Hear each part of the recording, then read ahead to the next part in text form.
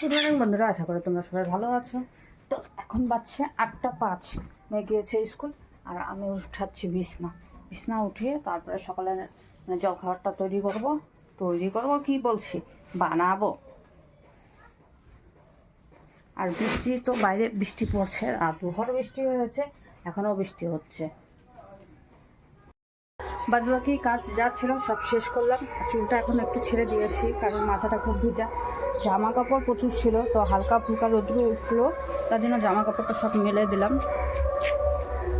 তো এই সোমবারে, প্রত্যেক সোমবারে তো নেহাল মন্দিরে পুজো দিচ্ছে, জল ঢালছে, কিন্তু নেহাল তো নেই, বিহারে গিয়েছে জল ঢালতে। আর এটাই লাস্ট সোমবার ছিল। এবার তো আর মনে হচ্ছে না যে এবার কি আজ আর কেউ জল ঢালবে। চলো এখন রান্না বসাই। জল ঢালতে পারবো না, তাই বলে তো আর মনে করো যে নিরামিষ খাওয়া তো আর সোমবার দিন ছেড়ে দেবো না, যেহেতু লাস্ট শ্রাবণ। আর প্রত্যেক সোমবারই নিরামিষ খাচ্ছি, তো আজও নিরামিষই কিছু বানাবো। এখন নিরামিষ আমি কী বানাচ্ছি, এটা মিঠুর জন্য ভিজিয়ে রেখেছি। কাল ভিজিয়েছিলাম রাত্রে, নাম ভুলে যাই মাঝে মাঝেই, আরে নামটা ভুলে গিয়েছি। তো বুঝছোই তো, বাদামের মতন নামটা যে কি মনেই পড়ছে না। সকালবেলা গোলা রুটি বানিয়েছিলাম, তো কড়াইটা একদম পুড়িয়ে গেছে। আর কিছুদিন থেকে আঙুলের একটু প্রবলেম দেখে ভালো মতন মাজতেও পারছি না কড়াইটা, তার জন্য পুরো একদম হলুদ হলুদ কালো কালো হয়ে গেছে। আবার শিস পেপার দিয়ে ভালো মতন ডলে ডলে উঠাবো। ঘরে শিস পেপারও শেষ হয়ে গিয়েছে। মন্দিরে গান হচ্ছে, পাশেই মন্দির আছে, সেই গানই তোমরা শুনতে পাচ্ছ।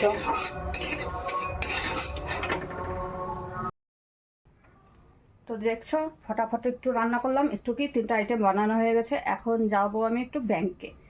তো ব্যাংকে যাব কি করতে জানো, ভেবো না আবার আমার অনেক টাকা পয়সা আছে, আবার ভেবো না যে নেই, কারণ লক্ষ্মী ঠাকুর তাহলে রাগ করবে।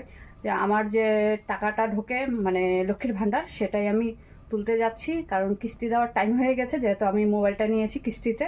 তো লক্ষ্মীর ভাণ্ডারের টাকা দিয়ে আমি কিন্তু এই মোবাইলটা নিয়েছি, সেটা দেওয়ার জন্য আমার এখন ব্যাংকে যেতে হবে। ফটাফট দৌড়ে দৌড়ে যাচ্ছি। আর এখন মেয়ের স্কুলে আগে একটু ঢুকবো। মেয়ের স্কুলে ঢোকার কারণ হলো কি, মেয়ের না মানে শনিবারের টি-শার্টটা ছোটো হয়ে গেছে।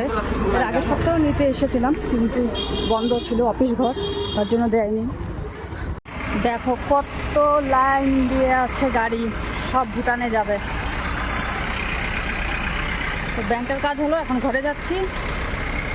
মেয়েও আছে সাথে, ঘুমো পেতেছে। কিন্তু রাস্তার যে অবস্থা, আর আমার বাইরে যে জামা কাপড় দিয়ে এসে দিলাম, মানে শুকনো জামা কাপড় শুকিয়েছে আবার ভিজে গেছে, এই অবস্থা হয়েছে, কারণ বৃষ্টি পড়েছিল। দেখো আমার মেয়ে আমার সাথে গিয়েছে, দেখে এই ঘুষ 25 টাকার আইসক্রিম খাচ্ছে। এসে আবার রান্না শুরু করে দিলাম, বাইরে বৃষ্টি শুরু হচ্ছে, আর জ্বর এসে রাস্তা দাঁড়িয়েছিল। যত জামা কাপড় ছিল সব ভিজে গিয়েছে, শুকনো শুকনো জামা কাপড়ও ভিজে গিয়েছিল।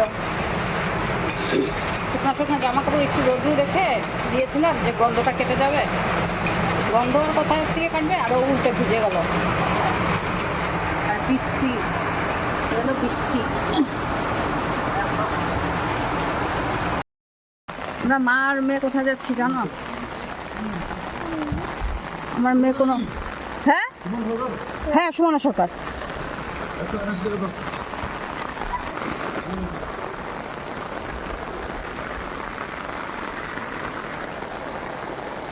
ধরো মা, আমার সারপ্রাইজ খুলছে, কিন্তু আমি কিন্তু জানতাম না যে ও কিছু আমার জন্য অর্ডার করেছে, সেটাই এসেছে। তো এখন দেখবো যে কি, সেটা তোমাদেরও দেখাচ্ছি যে আমার জন্য কি অর্ডার করেছিল। আর বন্ধুরা সত্যি বলতে যে আমি জানতাম না, কিন্তু ও নিজের থেকে অর্ডার করেছে। খোল, বাপরে। তো দেখো একটা কানেরটা কিন্তু খুবই সুন্দর। খোল একটু, সুন্দর লাগছে। সুন্দর তো লাগছে, কিন্তু আমার কান যে পাতলা, কাইটে পড়ে যায়নি কি, এটাই তো কথা। চয়েসের কথা ছিল, আমার তো এটা চয়েস হচ্ছে, তোমাকে কোন লাগে? এটা ঝুল দেওয়া, এটা ওটা ঝুল দেওয়া আছে। এই যে দেখো, এটা এই সিস্টেম। দেখছো?